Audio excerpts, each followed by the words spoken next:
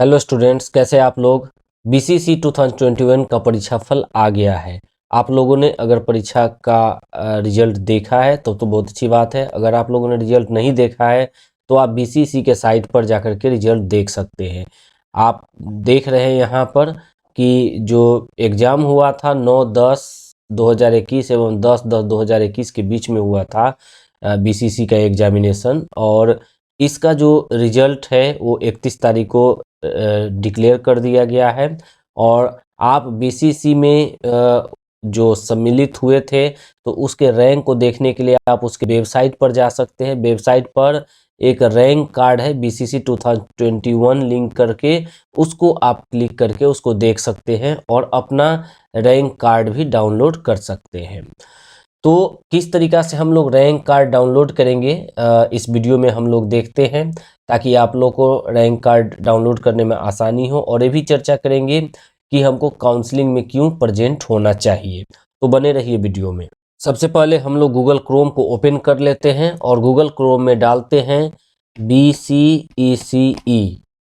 इसके बाद आप इसको एंटर करेंगे। एंटर करने के बाद जो पेज खुलेगा उसमें आप देखेंगे BCECboard.bihar.government.in। यहाँ पर आपको क्लिक करना है।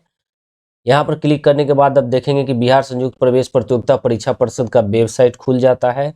यहाँ पर देखिए जो डाउनलोड सेक्शन है, इस डाउनलोड सेक्शन में जाना है, रैंक कार्ड ऑफ BCC 2021 पर क्लिक करना है।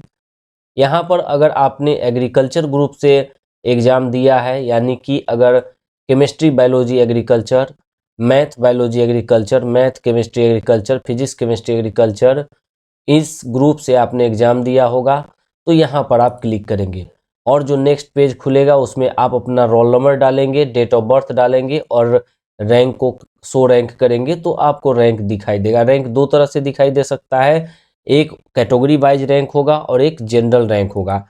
इसी तरीक़ा से अगर आपने ज्वाइंट एग्ज़ाम दिया है PCMB PCB का तो यहाँ पर क्लिक करेंगे और यहाँ पर भी आपको एंटर करना है roll number and date of birth, और इसके द्वारा आप रैंक देख सकते हैं।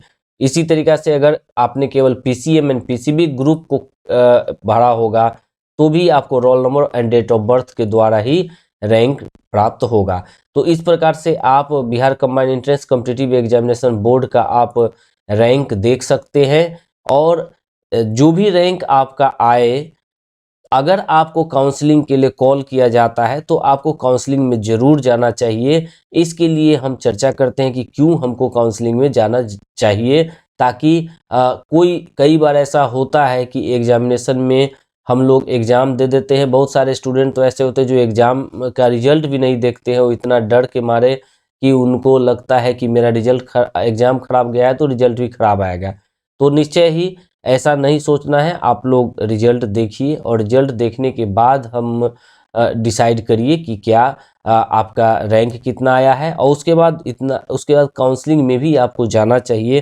क्यों जाना चाहिए इस पर हम डिटेल में चर्चा करेंगे। अभी आपको याद होगा जब आपने ऑनलाइन आवेदन दिया होगा तो उस समय आप देखे होंगे कि आपको फार्मेसी धारा, चिकित्सा धारा, कृषि धारा और विज्ञान एवं प्रौद्योगिकी विभाग, इन सब में आपको भर्ती लिया जा सकता है, यानी कि इन सब में आपको पाठ्यक्रम उपलब्ध हो सकता है।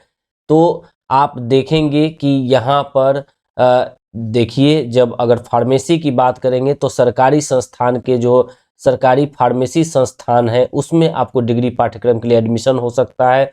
उसी तरीक़े से अगर चिकित्सा धारा में जाते हैं तो आपका फिजियोथेरेपी है, bachelor of physiotherapy, bachelor of occupation therapy, पारा मेडिकल के स्नातक पाठ्यक्रम जैसे कि लैब टेक होता है, OT असिस्टेंट होता है, एक्सरे ऑप्थेल्मिक असिस्टेंट तथा BSc नर्सिंग एवं अन्य सामान्य पाठ्यक्रम इसमें अवेलेबल है, जो कि आपको चिकित्सा धारा के तहत मिलता है।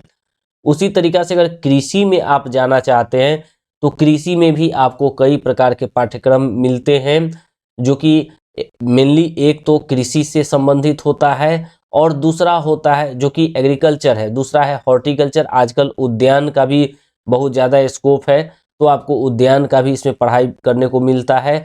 और एक होता है बिहार पशु विज्ञान विश्वविद्यालय है, इसके तहत आपको वेटरनरी साइंस में भी पढ़ाई करने का मौका मिलता है। इसी तरीक़ा से विज्ञान एवं प्रौद्योगिकी विभाग के तहत आप देखते होंगे कि जो जी मेन परीक्षा होता है तो उसमें 2 चक्र काउंसलिंग होता है, जैसा कि यहाँ आप देख रहे हैं 2 चक्र काउंसलिंग एवं एक समान जो लास्ट समापन होता है उसमें मॉपअप राउंड होता है। इन तीनों काउंसलिंग के पश्चात अगर कोई सीट बच जाता है तो उसको जो बीसीईसी का रैंक आता है उसके द्वारा भरा जाता है। तो आप ये समझ ले कि आपके सामने बहुत सारी अपॉर्चुनिटीज है जिसमें कि आप जा सकते हैं। हाँ, आपको ये जरूर सोचने की ज़रूरत है कि कौन सा बेस्ट अपॉर्चुनिटीज है और हमको कहाँ पर जाने की ज़रूरत है। अगर आप लोगों को आवश्यकता हो, अगर आपको जानकारी चाहिए हो कि कौन सा अपॉर्चुनिटीज है जिसमें आपको भरने की ज़रूरत है, आपको जानने की ज़रूरत है, तो आप हमें कमेंट सेक्शन में लिख सकते हैं और होगा तो मैं नया वीडियो ही बना दूंगा और नहीं तो आपका आंसर करने की कोशिश करूंगा। तो आप लोग इसके आधार पर जो आपका रैंक आएगा उसके आधार पर इन सब जो सब्जेक्ट है आपके पास उपलब्ध है, इन सब सब्जेक्ट में आप अपना एडमिशन ले सकते हैं।